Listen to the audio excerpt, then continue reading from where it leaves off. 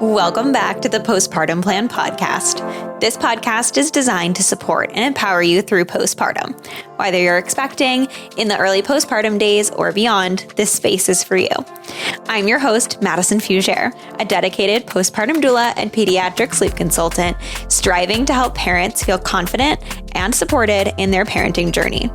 Each week, I'm sharing practical tips and expert advice to help you navigate all the postpartum things with confidence. Well, as much confidence as you can.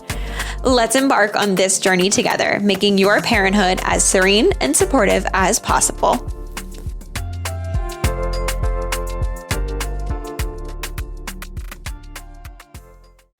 Meagan has been a pediatric physical therapist for 20 years and opened her physical therapy clinic in Topsfield, Massachusetts in September of 2023.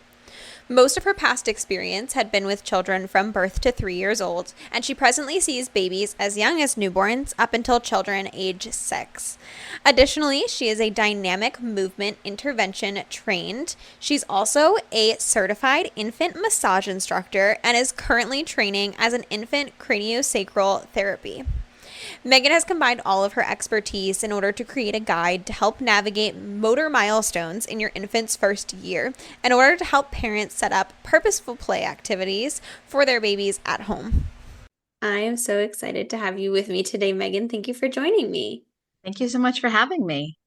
I am beyond excited because I have clients asking me all the time, like, okay, well, when should my baby be sitting? When should they be crawling? When should they be doing this? And parents just obviously want what's best for their kid.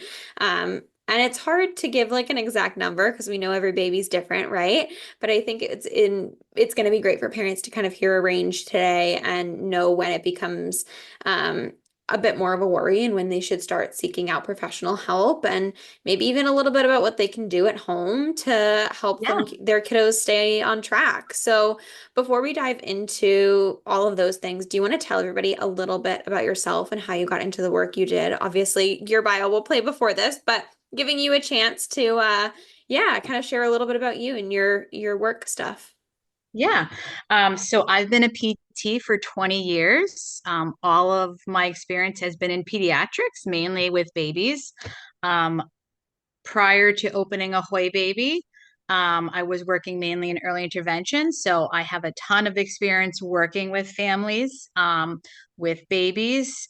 And that's kind of really where my passion lies, is just kind of empowering parents to be able to take control of their children's development and just to kind of incorporate anything they can into their daily routine, and just to make it fun. Yeah, I think people are so scared of not letting their child or not having their child meet the milestones they need to. And so they do want to, be able to do all they can at home. But I think it's also really challenging when, especially in early newborn days, you're on that 3-hour rotating schedule. And like we were talking about a little bit before this, you never really know how long babies are going to need to be feeding for, or if they're going to be really tired babies and they're going to sleep a lot, right? And so it's hard to know what is developmentally appropriate and what is kind of red flags when it comes to those newborn days. Do you have any things that you typically suggest in the first few months that might be, a flag to keep an eye on, or specific things you tell people to do or not do in those first few months? Yeah, I mean, obviously in the first few months, it's just, getting used to what the new routine will be like. And, I have parents ask me a lot, oh, how many times a day should I be putting them on their belly? And I really don't like to go by, oh, you need to do this 5 times a day for this many minutes. It's really just after you fed them and you're just kind of holding them, maybe you could put them on your chest for a little bit of tummy time. Maybe you could put them on your legs for a little bit of tummy time. And I look at it more as what's the quality of movement like? What's the quality of tummy time like? Are they super upset on their belly? I think tummy time is one of those really big, important first milestones. And a lot of parents worry about that. But certainly in those first few months, tummy time can be done anywhere. It doesn't have to be on the floor. It could be on the couch next to you, on your legs, on your lap. Babies who have trouble tolerating tummy time can go on an incline. So you can have the couch cushion propped up a little bit and they're inclined, takes a little bit of pressure off their bellies, helps them to get those arms underneath them. just engaging with your baby, tracking, that's another first milestone, Mm-hmm. visual tracking. So any kind of like high contrast toy, black and white, is Yep. something I like to have around. And for tracking, you're going to want to hold that like 8 to 10 inches from the baby's face because they can't see so far ahead of them yet. And we're just going to work on having them follow. That's a great first communication step, being able to follow a toy. A great cognitive skill. And yeah, I try not to like, make it seem like, oh, it's got to be this many times a day, this much. Right. It's just trying to like, incorporate it. I have a lot of families who um, have a newborn, but also maybe have like an older sibling. And so Yep. they're nervous to like put them on the floor. So will try to like problem solve. Okay, is there like a little like corner we can like block off with something so they have some uninterrupted floor time? Or Right. is it better for us to do it like, on the bed or on the couch? Because it's really that uninterrupted like floor time that's best for them, right? We talk a lot about Right. containers, and containers definitely have a purpose. um but we just don't want to see them overused. While they can like be a nice safe space for a baby, it's not like a sitter is going to help them sit up or something like that. Right, right. And I think that's something that we see a lot of, right? People are often popping baby into a swing, especially with older siblings, or, pop baby into a lounger, or, yeah, as they get older, one of the sitting chairs. And those are great to like keep them safe when you run to the bathroom or you're assisting a toddler or an older child. But it really is about that like quality of playtime and their ability to explore their surroundings. And that can be a stressful thing for a lot of people really early on, especially with pets and siblings and all that stuff too. Yes. Um, but it's so important. And I think that there's also different baby containers and different baby products that are better than others that we know, Hmm. right? Yes. And so I think it's also important to make sure that you're finding ones that are going to be better than some Hmm. of the other alternatives and utilizing those instead. Absolutely. Absolutely. um yeah, there's a floor seat that I don't know if you've heard of. It's called the up seat. Yes. um So that's one of the only floor seats that the bumbo is big for people. The bumbo doesn't put the babies in a great position. It really kind of makes their pelvis like tilt backwards, and then their whole body is kind of backwards. They can't engage their Yeah. upper body. The up seat is really nice. It was developed by a couple of PTs. Nice upright posture, has a tray, nice wide base for their legs to fit. I have a lot of families who will feed their babies in that. Yeah. Again, that's not going to get them to sit independently, but it's a safer place where the baby's actually positioned appropriately. Right. Um, Now, when we're talking about seats like that, so in the early days, we're talking more about tummy time, visual tracking, kind of more just getting their stamina up, right? mhm. And in a happy, content way. Now, at what age are we typically seeing that we are looking for babies to be sitting up or are able to be put in these up seats? So I'll talk. So if we look at a range, I look at a range of when skills should happen. So tummy time is something we're really focused on in the first few months of life. Rolling, I I was going to look say at. we're going to have to go backwards to So rolling too. yeah, so I will talk about rolling before sitting because Perfect. what tends to happen. So rolling is a 4 to 6 month skill. What you might see first is the babies are starting to lift their feet up and trying to Hmm. grab at their feet. They might start to hold on to them and then rock side to side, and then they eventually go over. Now, for rolling off their belly, usually we'll see a baby roll off of their belly first prior to rolling from back to belly. And that'll happen because they end up pushing up so high on their arms that they topple over. So Right. that's not something that they may have wanted to happen. It was an inadvertent roll, but Right. it's still something that can happen. So around the 4 to 6 months mile mark, I do a lot of work on reaching for a toy when they're on their belly. Yeah. That helps them lean to one side, Okay. unweight this arm, and then they can roll over a little bit easier. Right. Um, with rolling, we want to look at symmetry of movement. Are they able to roll to both sides?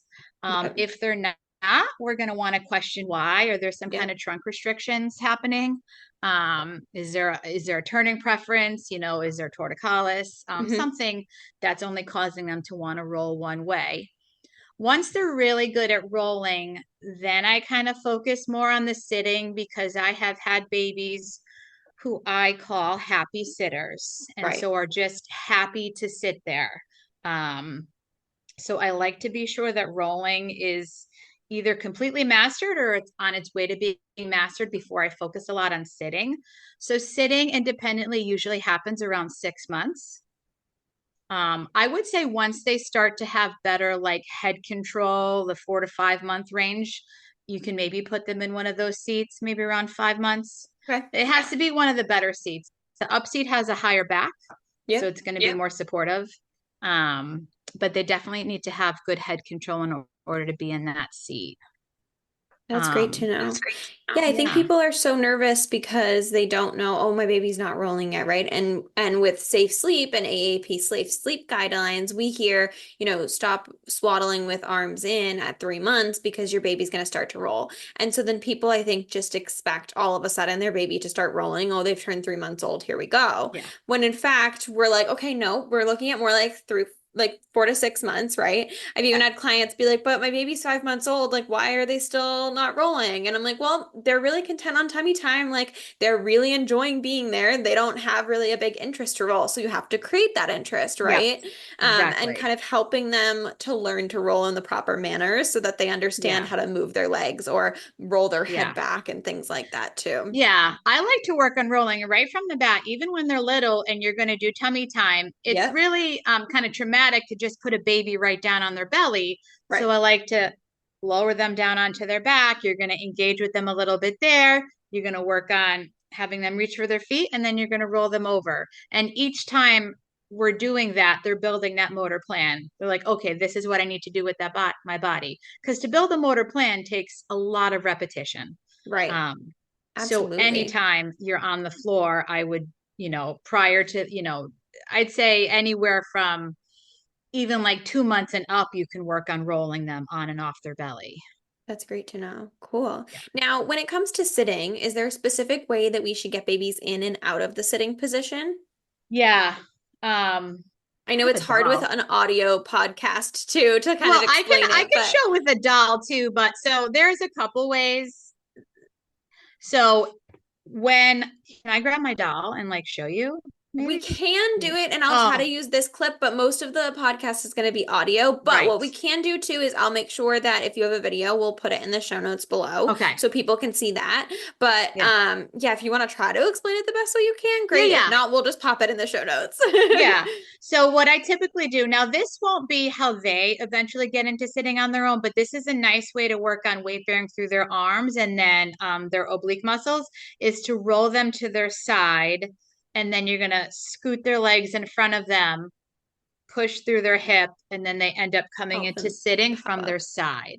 Okay. And you're going to want to practice that on both sides. Mm-hmm. Also, you can kind of practice this when you're getting them up from changing their diaper, is you kind of have your hands around their hips and you twist them to the side and then you bring them up instead of Mm, bringing them straight up. I like to add rotation in anywhere I can because babies don't get a lot of rotation, and that right. rotation is really good for their bodies, especially babies who are gassy, who are constipated or have, slower bowel movements. That movement in this is just really good for them. That's really good to know. Awesome. So now, when we're doing sitting, is there a specific way to kind of practice this independent seating? Yes. So I try to hold babies as low as possible, like on Okay. their hips or their thighs. If we're holding them up higher, they're really not doing the work. And a lot of babies will push back into that support. So Right. I really like to hold them at their hips, with my thumbs kind of behind in case they were to throw themselves back. My thumbs are there to catch them. For kids who like to extend and arch back a lot, they will do this a lot in sitting because their feet are planted on the floor and they kind of just push back. Yep. So I will then do sitting like over the edge of the couch or the bed. So I'm sitting in front of them and they're sitting on the couch in front of me with my hands on their hips, and we're working on sitting in that way so their feet Mm, are not touching anything so they can't really push back. okay. That's very cool to know. Interesting. Awesome. Yeah. And And then, when I oh, I was just gonna say with the sitting idea, we hear a lot about tripod sitting. Is that something that you typically suggest for parents to kind of work on? Yeah, so that's called for about 4 months. You can Okay. start working on that so they can either have their hands on the floor in front of them or their hands on their leg. Okay. And that is something that usually comes before independent sitting. Okay, cool. I know some people say that that can be really helpful to kind of get their kiddos to be working on those tummy muscles. And, some go right for kind of that supported sitting position with your hands Mhm. on their hips or their back. So I didn't know if there was a good place for that within there that you suggested. Yeah, I definitely use that as like a progression to more upright sitting. I just also keep in mind that, like with prop sitting, we're probably going to have a toy on the floor to keep them engaged. But when we move more towards upright sitting, I want to make sure the toy is up as well. So their visual Right. focus is up. So their whole body will come up. So I'll do a lot of stuff in front of a mirror, like with a spinner Mm, toy to yeah, get them to keep their head up. I use empty diaper boxes and I create like a little like table to put the toy on top, that's and great. you can like just make it so it kind of fits over their legs, and then the Yeah. toy is right there in front of them. Or I'll just like prop toys on top of pillows, anything to really get their gaze up so they're more Up. like So upright. they're up more too. Cool. Yeah. Now, when it comes to once they've mastered that sitting, typically you said around 6 months or so, what is like the next step to getting them onto their next milestone? Yeah, so transitions are big. So after independent sitting, we're going to work on being able to transition out of sitting to get a toy and then transition back into sitting. And side sitting is a really great position to work on. This is how a baby will move from sitting to their belly or sitting to hands and knees. So it's hard to kind of describe what side sitting is. We can definitely add more to the show notes for Yeah. sure. And that'll have pictures and also your social media. So I'm sure people can see some more of it Yeah. there. Side sitting is great for all of us. It provides like a nice stretch. But then also I like side sitting because whatever side we're facing, they're going to have their hand down on the floor and work on weight bearing through that arm. Mm, And then they're going to be reaching across midline with the okay. other hand With the other to arm. engage with the toy. That's Okay. great. So I'll have the baby kind of hang out there for a little bit just to get used to that position. And then if they're really good at holding that position, I'll move the toy further away, and Mm, this will encourage them to kind of go over onto their and belly. reach more. Cool. Now, the ways sometimes their little foot gets caught under them, that would be the one like hindrance, or sometimes kids might just be sitting and then all of a sudden they go over in a very uncontrolled manner. So if they're doing that a lot, kind of working on the side sitting is a nice place to start to try to get more control with that pattern. Cool. That's awesome. And then at the same time, are we typically working on that kind of crawl position? Because the other thing to note, I think, is people think, okay, great, my baby's rolling. Now we're going to do sitting. So now that we're sitting, I think sometimes they forget, like, oh no, we can still do tummy time and rolling and Yep. moving, right? And Yeah, kind of like in so tandem. kind of around 5 months when they're playing on their belly is when they should really be pushing up on extended arms. Okay, so we want to be sure that they're getting up nice on extended arms because that way we can help them tuck their knees under them a little bit easier. Okay. And that is something that might just happen automatically. You're getting them high up on extended arms and then their knees come under them. And then they're in the hands and knees position. But that's typically how I facilitate getting a baby onto hands and knees is by first getting them on straight arms and then just a gentle, like at their hips, just tucking their Yep, knees a under. rotation. Now, Yeah. are you typically seeing sitting first, crawling first, in tandem? Like, what kind of is the timeline between those two skills? Yeah, sittings first, and then I usually, the transition, so moving from sitting to belly. Right? Sitting to belly is usually what happens. Sometimes there's kids who will just go from sitting to hands and knees. Uh-huh. Um, but I'd say around 7 months, I typically will start to see kids want to push onto knees. Okay. Um, but there's some work that needs to be done there before they're going to be able to crawl. Absolutely. Yeah. They have to get that arm strength and that motor going and all the Yeah, brain so things. it's yeah, I mean, I have parents work a lot on just maintaining hands and knees and being able to reach for a toy with one hand. I often have parents place a stationary toy, meaning something the baby can't pick up and bring to their mouth, because once they bring it to their mouth, they're probably going to lose the whole position. So something like a piano that they can just touch, or like something they can spin and then just put their Mm. hand back down. Oh, that's a really great point. That's so interesting. I wouldn't have thought of that, but that makes so much sense. Because Yeah, yeah, the second they can get anything in their hand, there's no interest in reaching anymore, and right. then you take it and it's like a big fit, I'm sure. Exactly. Exactly. Absolutely. Cool. All right. So we start reaching kind of one hand so they get used to shifting weight back and forth, and then eventually they'll kind of start to reach for it more. Yeah. Is there a specific way we should support or engage their legs within this for them, or will they kind of do that naturally? So oftentimes when they're first starting, their legs will probably splay out. So I myself, or I will tell my parents to kind of keep their knees in with their legs. So I'll be Okay. on my knees behind the baby, using my legs to keep their legs in. So then my hands Okay. are free to help in other ways. Mm-hmm. Um, Another way that I like to help with keeping those legs in is practicing tall kneeling, Mm. or just kneeling at a surface. So tall kneeling is when we're kneeling and our bum is off our feet. Um, so like at the side of the couch, like the little table we were using to have the Yeah. toys on, because that's really going to work on those hip muscles to help Mm-hmm. keep the knees in. That's great. Okay, awesome. And then we kind of get to once we actually are moving, they're starting to crawl, and then what are we typically looking for next? So, I mean, I'd like them to crawl for a little bit. There are, depending Yes. on how old they are. So, crawling also has a range of when it happens. It can happen, I mean, really anywhere from like 6, 7 months to about 10 months, I'd say, Okay. is typically what I see. If a baby does not have any kind of floor mobility by 10 months, I'm gonna kind of wonder why. And floor mobility meaning not even any army crawling or commando Mm. crawling, which sometimes babies will do.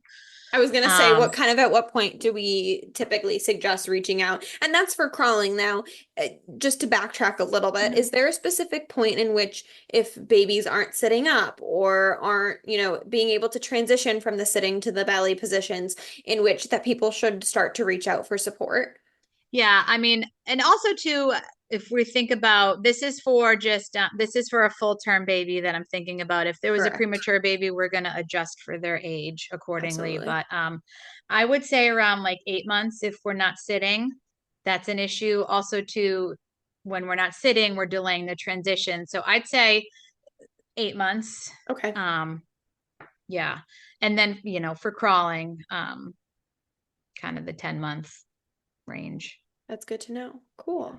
So they're starting to crawl, and you said you kind of prefer babies to crawl for a little while before they kind I of move would. I on. just think, I know it's not a milestone anymore according to the CDC, which is terrible, but has some really great benefits. So I just think, if they can crawl for at least a month, that would be great. Because there are some babies who will crawl and immediately crawl over and start pulling up on something Right, and right. wanting to stand.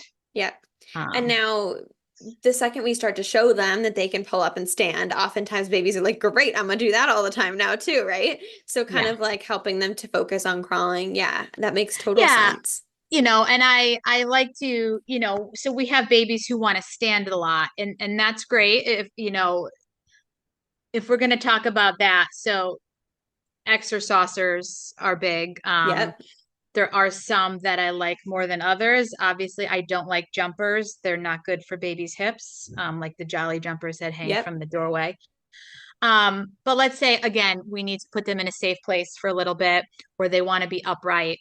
Hmm. There are some better exercisers than others, but around 7 months is when we'd want to put them Okay. in.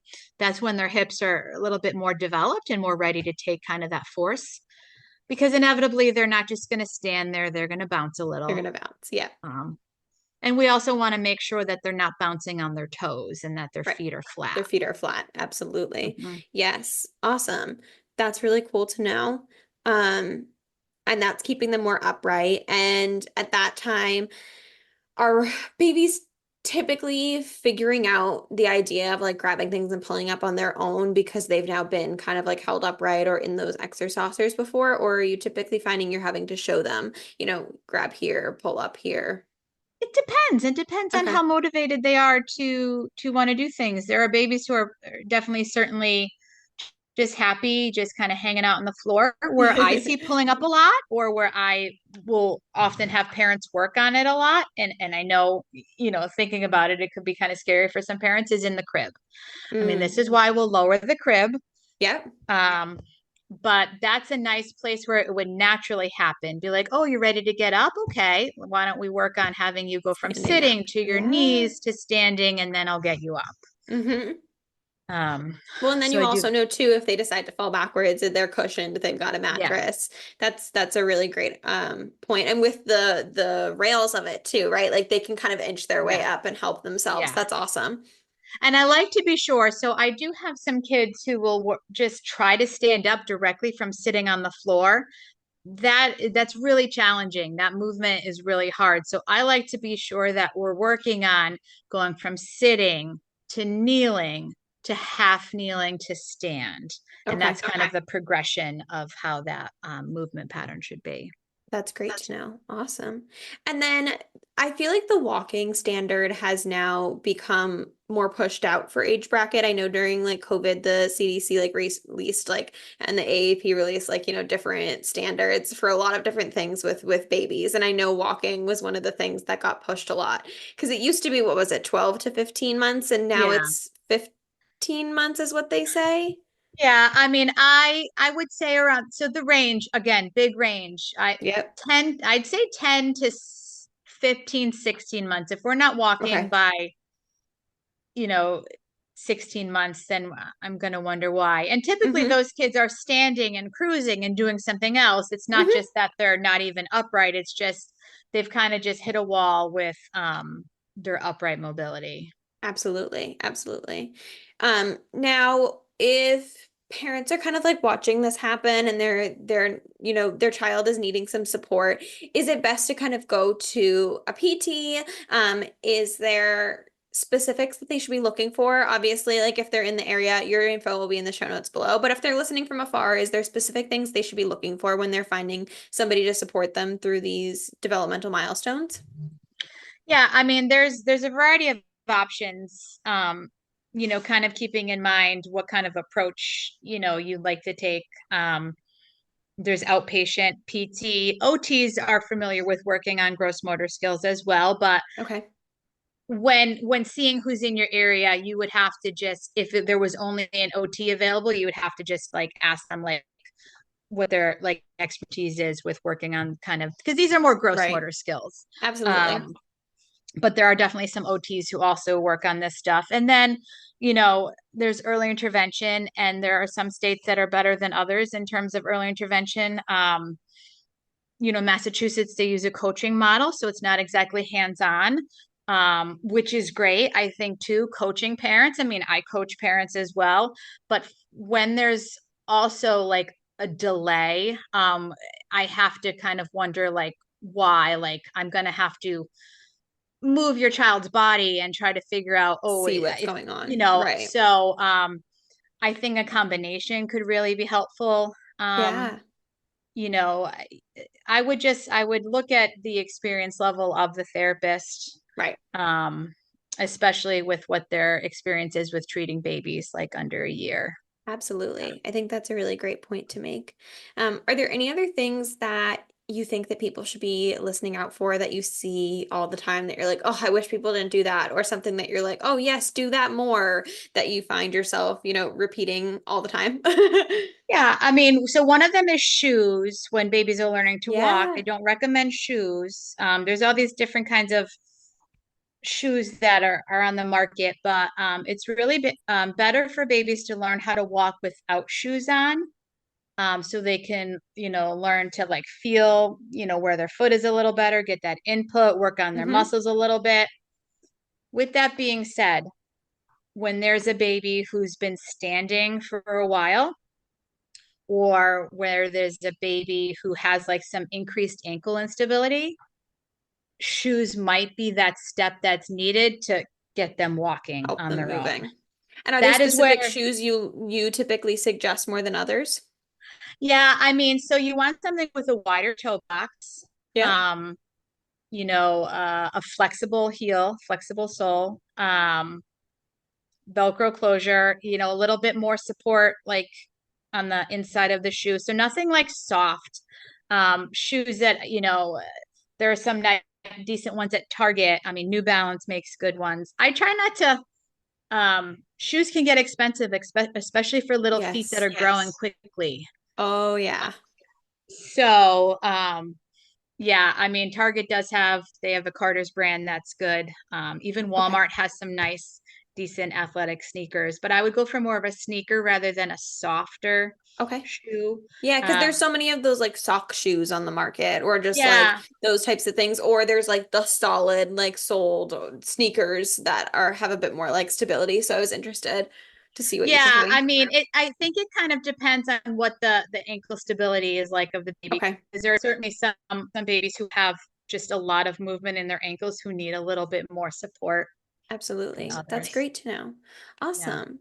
Well, I will make sure to have all of Megan's info in the show notes below. And so you can head over there, see her social media, get in touch with her if you need info, but then also we'll make sure to have information or links to get them to videos about these milestones and all of the things that you offer, including the guide that you just have too, which is super, super amazing. So definitely check that out. Is there any other information that you have that you want to share with people? Yeah, I mean, parents have a lot to worry about in their first year, and a lot of like really important brain development happens in that first year. But um, just knowing that there's always a range of when things should happen, and if a skill isn't necessarily happening right when you think it should, um, there are professionals that you can reach out to, Yes. even if your pediatrician is not sharing the same concerns that you are. At least in Massachusetts, you can reach out to a therapist without a doctor's referral. Right. So I you think don't that's need your important. doctor's. Trust your Yeah. mommy gut. Trust your mommy gut. Even if you just want some suggestions on how do I get my baby rolling, you can reach out and we can be like, okay, well, it seems like, they got a little bit of trunk restrictions here. So we're going to work on this stretching. And then I'm going to have you work on having them reach for their feet. And, it's just trust your gut. Um, but also just know that there's a big range of when things could happen. Absolutely. I love that. Thank you so much for joining me. Thank you so much for having me. Thank you so much for tuning into the Postpartum Plan podcast. I hope that today's episode brought you support, relatability, and valuable insight. Remember, you're not alone on this journey. If you enjoyed the show, please subscribe and leave a review and share with any of your prenatal and postpartum friends and family.